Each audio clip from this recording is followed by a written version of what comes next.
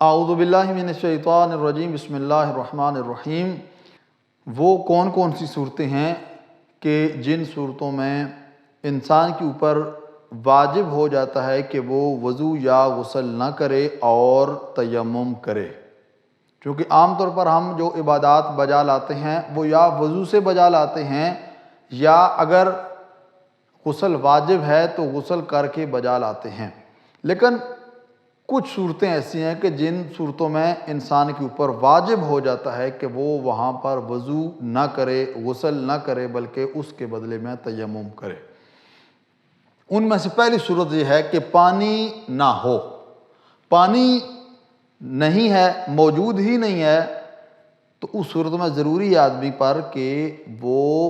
تیمم کر کے نماز پڑھے۔ لیکن یہ یاد رہے، ایسا نہیں ہے کہ آپ ایک آبادی میں رہتے ہیں اور آبادی میں مثلا آپ کے گھر میں پانی نہیں ہے تو آپ تیمم کر لیں، بلکہ اس کے لیے ضروری ہے کہ آپ یا تو صحرا میں ہیں، کسی جنگل میں ہیں، ایسی جگہ پر ہیں جہاں پر پانی آپ کو نہیں مل رہا، تو پھر آپ تیمم کر کے نماز پڑھیں گے۔ ایسا نہیں ہے کہ آپ اپنے گھر میں ہیں اور پانی آپ کی ٹینکی میں ختم ہو چکا ہے، بجلی نہیں ہے، تو اس صورت میں آپ تیمم کر کے نماز پڑھ لیں، ایسا نہیں ہے۔ بلکہ اگر آپ آبادی کے اندر ہیں تو ضروری ہے کہ آپ کوشش کریں ہمسائے سے لیں یا کسی دکان سے لے آئیں، اور کئی ایسے ذرائع ہیں کہ جن سے آدمی پانی حاصل کر سکتا ہے۔ اس صورت میں ضروری ہے کہ وضو یا غسل ہی کرے گا۔ یہ ایسی صورت ہے کہ مثلا ایسی جگہ پر ہے انسان کہ وہاں پر آدمی کو پانی نہیں مل رہا، یہ پہلی صورت ہے۔ دوسری صورت یہ ہے کہ پانی تو موجود ہے لیکن پانی تک رسائی ممکن نہیں ہے۔ مثلا کنواں بھی موجود ہے لیکن آدمی کے پاس مثلا ڈول نہیں ہے، یا کوئی ایسی چیز موجود نہیں ہے کہ جس کے ذریعے آدمی پانی نکال سکے، یا مثلا ہر چیز میسر ہے، پانی ہے، لیکن انسان اتنا بوڑھا ہے کہ آدمی اس پانی کو حاصل نہیں کر سکتا، یا انسان بیمار ہے اور اس بیماری کی وجہ سے انسان پانی حاصل نہیں کر سکتا، تو پھر انسان پر واجب ہے کہ وہ تیمم کر کے نماز پڑھے گا۔ اس کے بعد اب پانی کے استعمال سے خوف ہے۔ مثلا انسان بیمار ہے اور ڈاکٹر نے اس کو منع کیا ہوا ہے کہ آپ نے پانی استعمال نہیں کرنا، آپ کی بیماری وہ طولانی ہو جائے گی، تو ضروری ہے اس وقت کہ آدمی تیمم کر کے ہی نماز پڑھے۔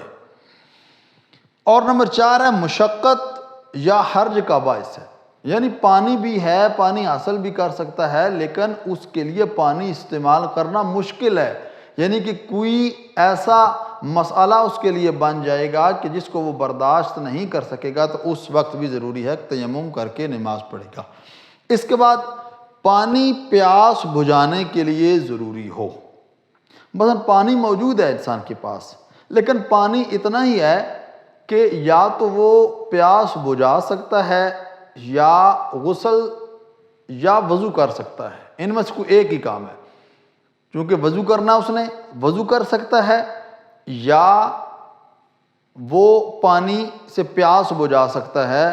اور پیاس بھی اسے ایسی لگی ہوئی ہے کہ اس کی جان کا خطرہ ہے، یا مثلا کوئی جانور ہے اور اس کی جان کا خطرہ ہے، اس کو پانی پلانا ضروری ہے، تو شریعت یہ کہتی ہے کہ آپ اس جانور کو پانی پلا لیں، خود آپ وضو نہ کریں، آپ تیمم کر کے نماز پڑھیں گے۔ اس کے بعد ہے وضو یا غسل کا ٹکراؤ کسی شرعی تکلیف سے ہو۔ مثلا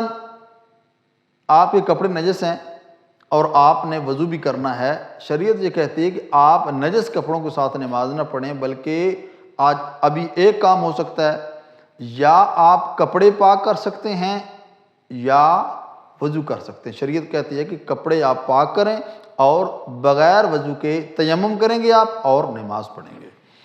اس کے بعد ہے وقت تنگ ہو، پانی بھی ہے،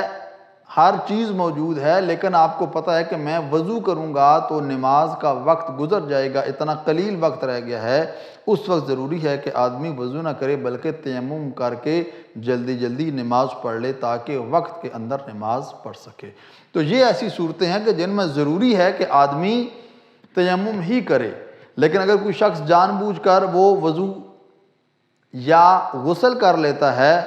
اور تیمم نہیں کرتا تو اس صورت میں اس کا وضو درست نہیں ہوگا۔ دعا ہے خالق کائنات کی بارگاہ میں خداوند کریم ہم کو ان احکام الہیہ کے مطابق زندگی گزارنے کی توفیق عطا فرمائے۔ والسلام علیکم ورحمۃ اللہ وبرکاتہ۔